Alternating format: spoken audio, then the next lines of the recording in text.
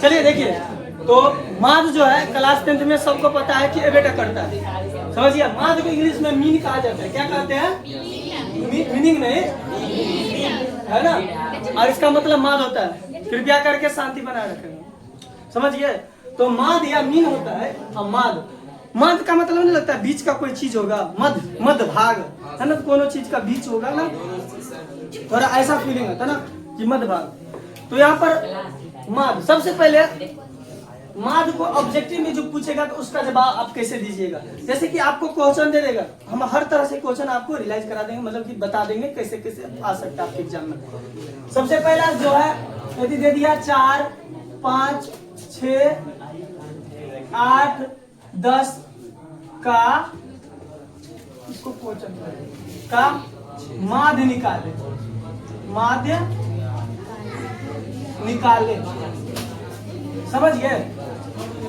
4, 5, 6, 8, 10 का माध्य निकाले, 4, 5, 6, 8, 10 का माध्य निकाले।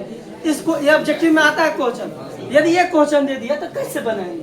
तो देखिए, ये माध्य का आंकड़ा होता है। सुनिएगा, बोलना नहीं है अभी आपको आता भी है, फिर भी शांत से रहिएगा, बोलना साफे नहीं है, सिर्फ सुनने के काम करिएगा। कैसे हम कर रहे हैं उसको बाद में बोलना है। तो यहाँ पर ये आंकड़ा हुआ, इसका हमको माध्य निकालना है। तो सबसे पहले देखिए, माध्य का जो फॉर्मूला होता है तो वो हमको याद रहना चाहिए। माध्य का फॉर्मूला, सूत्र जितना कहता है वो याद रहना चाहिए। तो होता है माध्य बराबर, फॉर्मूला होता है माध्य बराबर कुल संख्याओं का योग। कुल संख्याओं का योग क्या होता है? जितना भी संख्या है ना, टोटल का योग। और नीचे में देना है कुल संख्या, कुल संख्या, संख्या। तो ये आपका फॉर्मूला हो गया। आपको इसको याद रखिएगा ना, तो आपका ऑब्जेक्टिव का टोटल मार्क बन जाएगा। याद रखिएगा, कुल संख्याओं का योग बट्टा में कुल संख्या। और याद भी नहीं रखना पड़ेगा आपको, हम ऐसे सेट करके बता देंगे कि याद भी नहीं। चलिए यहाँ पर बता रहे, जैसे कि ये हुआ, इतना इतना आंकड़ा दिया है, तो यहाँ लिखेंगे इसीलिए माध्य बराबर, इसको हमको निकालना है। माध्य बराबर तो क्या लिखा? कुल संख्याओं का योग। तो टोटल जी ऊपर में जितना संख्या है बोलिए, कितना कितना है? 4 + 5 + 6 + 8 + 10। कुल संख्या का योग, योग माने जोड़ हो गया।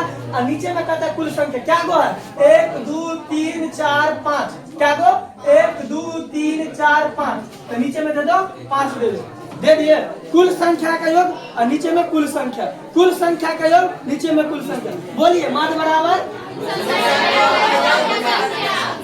माध्य बराबर, माध्य बराबर। तो हो गया। तो दे दिया हम कुल संख्या का योग बट्टा में कुल संख्या। काउंटिंग कर लेंगे, क्या हुआ? नीचे में दे देना है, हो जाएगा कि नहीं? कितना आसान है। और उसके बाद जोड़ तो सबको आता है, जोड़ सबका तो जोड़िए। 10, 8, 18। अब देखिए भारी लगता है जोड़, तो कर हल्का तरीका हम बताते हैं जोड़ का। 0, 8, 0 को छोड़ दो, 8, 6, 14, 14 और 5 19, 19 और 4 19, 4 23, 23 और एगो छूट गया पीछे, तो 23, 1, 24। तो 24/5 आया। माध्य का भी बट्टा में नहीं रहता, इसको हम भाग दे देंगे। क्या कर देंगे? भाग दे देंगे। अब भाग करेंगे, क्या करेंगे? तो यहाँ पर भाग दोनों साइड में आप कर सकते हैं, कहीं भी कर सकते हैं। 23 हो रहा है, 23 में 2 जोड़ेगा तो 23 हो रहा है, सॉरी।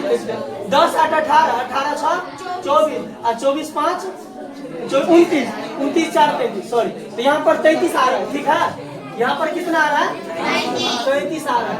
ये 33 आ गया। अब कभी बट्टा में माध्य को नहीं छोड़ा जाता है, माध्य को बट्टा में तो क्या करेंगे? भाग दे देंगे। देखिए भाग दीजिए, 5 का 5 और 5 6 के 30 और यहाँ पर हो गया, फिर 3 आ गया तो पॉइंट दे दो, तो 30 और 5 6 के 30, कुल मिलाकर क्या? 6.6।